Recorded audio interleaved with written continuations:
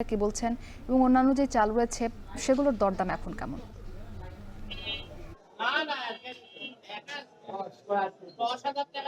মুক্তি উত্তরের জেলা নওগাঁয় ইরবড় মৌসুমের শেষ সময় হওয়ায় সরু ধানের সরবরাহ কমে এসেছে। এতে করে সরু চালের উৎপাদনের পরিমাণ কমে এসেছে, যার কারণে বলা যায় যে গত এক সপ্তাহের ব্যবধানে পাইকারিতে প্রতি কেজিতে 2 টাকা পর্যন্ত বেড়েছে, অর্থাৎ 50 কেজির বস্তায় বেড়েছে প্রায় 100 টাকা পর্যন্ত। তবে খুচরো বাজারে এখন এর প্রভাব তেমন একটা দেখা যায়নি। যদি বলি যে নওগাঁ পৌর খুচরা বাজারে যেসব চাল বিক্রি হচ্ছে সেসবের দামের কথা যদি বলি, এখানে কাটারি ভোগ চাল বিক্রি হচ্ছে প্রকারভেদে 75 থেকে 76 টাকা। জিরা শাইলও একই দামে বিক্রি হচ্ছে।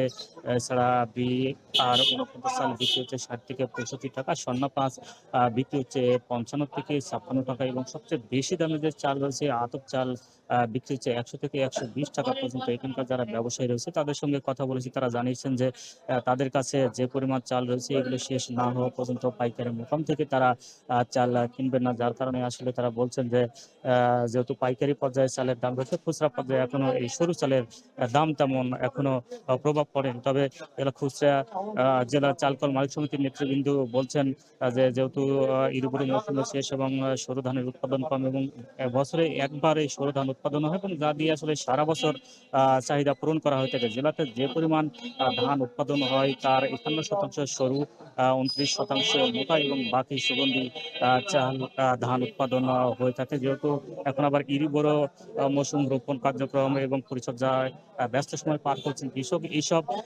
ধান বাজারে আসতে এখনো প্রায় 2 থেকে 2.5 মাস পর্যন্ত সময় লাগতে পারে। যখন এই সরু ধান বাজারে আসবে তখন দাম কমার একটা সম্ভাবনা রয়েছে বলে জানিয়েছেন চালকল মালিকের নেতৃবৃন্দ। তবে এই খুচরা বাজারে চালের দাম স্থিতিশীল হয়েছে, এবং আরেকটি বিষয় বলা যায় যে যে পরিমাণ চাল আমদানি হয়েছে, আমদানি করার পরও আসলে চালের বাজারে তেমন একটা প্রভাব আমরা লক্ষ্য করছি না। বলা যায় যে গত প্রায় 1 মাস থেকে এই খুচরা বাজারে এই চালের দাম স্থিতিশীল অবস্থায় রয়েছে। তাদের কাছে এই চালগুলো শেষ হলে দাম বাড়ার একটা প্রভাব লক্ষ্য করা যাবে বলে এখানকার ব্যবসায়ীরা বলেছেন। তো এই ছিল আমার কাছে চালের বাজার নিয়ে সবশেষ।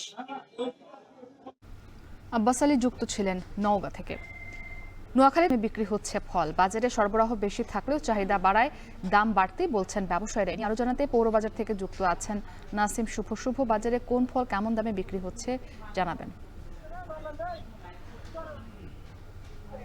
মুক্তি বছরের অন্যান্য সময়ের তুলনায় রমজানে কিন্তু সারা দেশেই যে ফলের চাহিদা আসলে বেশি থাকে, ঠিক নোয়াখালীতেও কিন্তু তার ব্যতিক্রম নয়। নোয়াখালীতেও রমজানের শুরু থেকে ফলের চাহিদা বেড়েছে, পাশাপাশি বাজারে কিন্তু ফলের যোগানও যথেষ্ট আছে। কিন্তু বাজারের যেটি সবচেয়ে বড় সমস্যা সেটি হচ্ছে ফলের যে দাম, সেটি কিন্তু ক্রেতা সাধারণের নাগালের অনেকটাই বাইরে। বিশেষ করে নিম্নবিত্ত এবং মধ্যবিত্ত যারা রয়েছেন তারা কিন্তু চাইলেও তাদের মন মতো আসলে ইফতারের জন্য কিন্তু তারা ফল কিনতে পারছেন না। তো আমি আছি এই মুহূর্তে নোয়াখালীর একটি ফলের দোকানের সামনে। আমি কথা বলেছি এখানে ফলের যিনি বিক্রেতা রয়েছেন তার সাথে। তিনি জানিয়েছেন এখানে যে আপেল গুলো রয়েছে সেগুলো আকার ভেদে 360 থেকে 380 টাকা, এবং যে কমলা এবং মালটা গুলো রয়েছে সেগুলো প্রায় 380 থেকে 400-420 টাকায় বিক্রি করছেন। পাশাপাশি যে খেজুর গুলো রয়েছে সেগুলো কিন্তু আকার ও মান ভেদে 250 টাকা থেকে শুরু করে 1500 টাকা পর্যন্ত বিক্রি হচ্ছে।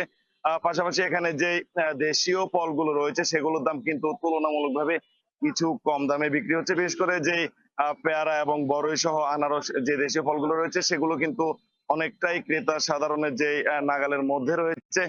পেয়ারা এবং বড় এগুলো কিন্তু বিক্রি হচ্ছে কেজি প্রতি 80 টাকায়। আর আনারস কিন্তু আকার ভেদে 20 টাকা থেকে শুরু করে 40-50 টাকা পর্যন্ত প্রতি পিস বিক্রি হচ্ছে। তো আমি কথা বলেছি এখানে যারা ফলের আড়তদার এবং বিক্রেতা রয়েছেন তাদের সাথে। তারা জানিয়েছেন আসলে তাদের ক্রয় যে মূল্য সেটি কিন্তু অন্যান্য সময়ের তুলনায় তুলনামূলক বেশি থাকার কারণে কিন্তু তারা বেশি দামে বিক্রি করতে হচ্ছে। পাশাপাশি ক্রেতা সাধারণ যারা রয়েছে আমি তাদের সাথেও কথা বলেছি, তারা জানিয়েছেন আসলে রমজানের ফলের যে বাড়তি চাহিদা, এই চাহিদাকে কেন্দ্র করে কিন্তু এক শ্রেণীর অসাধু ব্যবসায়ী রয়েছে যারা এটিকে পুঁজি করে ফলের দাম ইচ্ছাকৃতভাবে বাড়িয়ে দেয়।